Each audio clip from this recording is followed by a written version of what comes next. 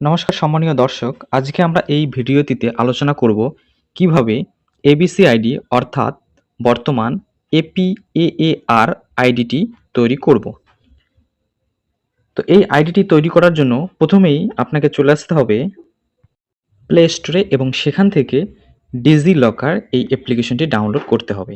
অ্যাপ্লিকেশনটি খুললে এরকম একটি ইন্টারফেস দেখতে পারবেন এবং এখানে বেশ কিছু ল্যাঙ্গুয়েজ দেখতে পারবেন। তো এখান থেকে আপনার পছন্দ মতো ভাষা সিলেক্ট করবেন।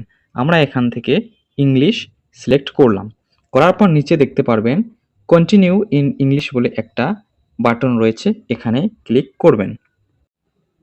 এরপর নেক্সটে ক্লিক করবেন, আবার নেক্সটে, এবং এখানে দেখতে পাচ্ছেন লেটস গো বলে একটি অপশন রয়েছে।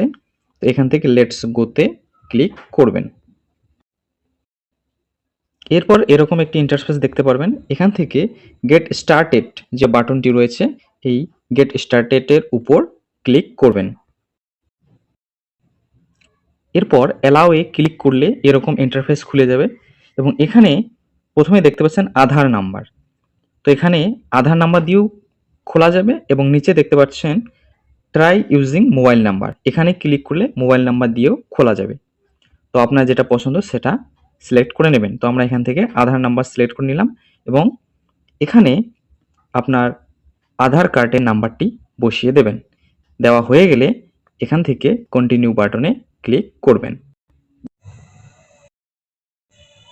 সে এরকম 6 ডিজিটের একটি পিন নাম্বার এখানে চাইবে, যেহেতু আমার আগেই খোলা রয়েছে, এবং সেই 6 ডিজিট পিন নাম্বার বসিয়ে দিয়ে ভেরিফাইয়ে ক্লিক করতে হবে।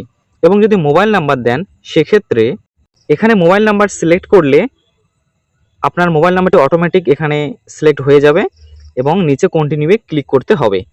কন্টিনিউয়ে ক্লিক করার সাথে সাথে আপনার সেই মোবাইল নাম্বারটিতে একটি ওটিপি চলে আসবে এবং সেই ওটিপিটি এইখানে বসিয়ে দিতে হবে। অথবা নিচে দেখতে পাচ্ছেন অ্যালাউয়ে ক্লিক করলে অটোমেটিক সেই ওটিপিটি এই ঘরের মধ্যে বসিয়ে যাবে। তো এখান থেকে অ্যালাউয়ে ক্লিক করবেন। এরপর সেই ওটিপিটি বসিয়ে দেওয়া হয়ে গেলে এখানে আপনার আধার নাম্বারটি বসিয়ে দিতে হবে। এটা মোবাইল নাম্বার দিয়ে করলে আধার নাম্বারটি ঠিকঠাক বসিয়ে দেওয়ার পর নিচে ভেরিফাইয়ে ক্লিক করবেন। ভেরিফাইয়ে ক্লিক করার সাথে সাথে এখানে দুটো অপশন দেখতে পারবেন, একটা আধার ফেস অথেন্টিকেশন এবং একটা আধার ওটিপি। তো ফেস অথেন্টিকেশনে এখন সমস্যা দেখাচ্ছে, তো তাই আধার ওটিপিতে আপনারা ক্লিক করবেন। এরপর আপনার আধার কার্ডের সঙ্গে লিঙ্ক মোবাইল নাম্বারে একটি ওটিপি আসবে, ওটিপিটি এই ঘরে বসিয়ে দেবেন এবং সাবমিটে ক্লিক করবেন। অ্যাকাউন্ট আগেই খোলা রয়েছে, তাই এখানে আমার সেই 6 ডিজিটের সিকিউরিটি পিনটি চাইছে, এখানে বসিয়ে দেবো এবং ভেরিফাইতে ক্লিক করব। সেই 6 ডিজিটের সিকিউরিটি পিনটি দেওয়ার সাথে সাথে দেখতে পাচ্ছেন আমার অ্যাকাউন্টটি কিন্তু এখানে লগ ইন হয়ে গেল। তো অ্যাকাউন্টে লগ ইন হয়ে গেলে আপনারা নিচের দিকে দেখতে পারবেন সার্চ বলে একটা অপশন রয়েছে, এই সার্চে ক্লিক করবেন।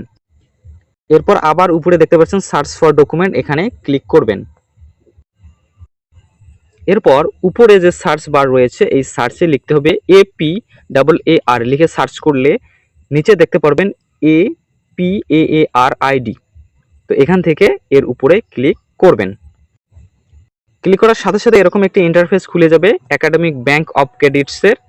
তো নিচে আপনার নাম দেখতে পারবেন, তারপর জন্ম তারিখ, তারপর মেল বা ফিমেল সেটা দেখাবে এবং তার নিচে আইডেন্টি ভ্যালু। তো এখানে আপনার ভ্যালুটা কি দেবেন সেটা নিচের যে সিলেক্ট আইডেন্টি টাইপ এর উপরে নির্ভর করে দিতে হবে। তো এখান থেকে আগে সিলেক্ট আইডেন্টিটি টাইপে ক্লিক করবেন। ক্লিক করলে বেশ কিছু অপশন দেখতে পাবেন, roll number, registration number, enrolment number, new admission. তো এখান থেকে যে কোনো একটি আপনারা সিলেক্ট করে নেবেন। ধরুন আমরা রেজিস্ট্রেশন সিলেক্ট করলাম। রেজিস্ট্রেশন সিলেক্ট যদি করেন তাহলে আইডেন্টিটি ভ্যালুতে আপনার ক্লাস 12 বা মাধ্যমিকের যে রেজিস্ট্রেশন রয়েছে সেই রেজিস্ট্রেশন নাম্বারটি বসিয়ে দেবেন এবং তার নিচে সিলেক্ট এডমিশন ইয়ার, এখানে ক্লিক করে আপনার ইয়ারটা সিলেক্ট করে নেবেন। এরপর আমরা এখান থেকে 2025 সিলেক্ট করে নিলাম। তারপর দেখতে পাচ্ছেন select I am a student add, অর্থাৎ আপনার ইউনিভার্সিটি বা বোর্ড সেই নাম এখান থেকে সিলেক্ট করে নিতে হবে। তো এখান থেকে আপনারা select I am a student যে দেখতে পাচ্ছেন এই যে এখানে ক্লিক করবেন। ক্লিক করার সাথে সাথে এখানে সমস্ত বোর্ড এবং ইউনিভার্সিটির নাম দেখাবে। তো এখানে দেখতে পারবেন সার্চ একটা অপশন রয়েছে, এই সার্চে ক্লিক করবেন। সার্চে ক্লিক করে এখানে আপনার বোর্ড বা ইউনিভার্সিটির নাম লিখে সেটিকে সিলেক্ট করে নেবেন। ইউনিভার্সিটির নাম বা বোর্ডের নাম সিলেক্ট করা হয়ে গেলে নিচে দেখতে পাচ্ছেন গেট ডকুমেন্ট, এখানে ক্লিক করবেন।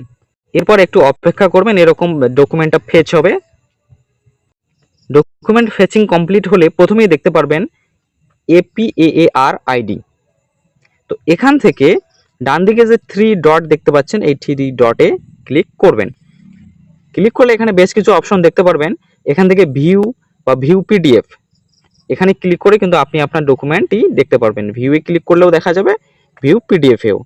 এরপর ডাউনলোড XML রয়েছে, ডিলিট করতে পারবেন এখান থেকে। তো আমরা এখান থেকে ভিউ পিডিএফে ক্লিক করব, একটু অপেক্ষা করব এবং দেখতে পাচ্ছেন আমাদের সেই এবিসি যে আইডি সেটি কিন্তু এখানে দেখাচ্ছে। এবং নিচে দেখতে পাচ্ছেন ডাউনলোড অ্যারো, এই ডাউনলোডে ক্লিক করে আপনি আপনার এই ডকুমেন্টটি ডাউনলোড করে নিতে পারবেন। তো এই ছিল আজকের ভিডিওটি ভালো লাগলে অবশ্যই চ্যানেলটিকে সাবস্ক্রাইব করতে ভুলবেন না।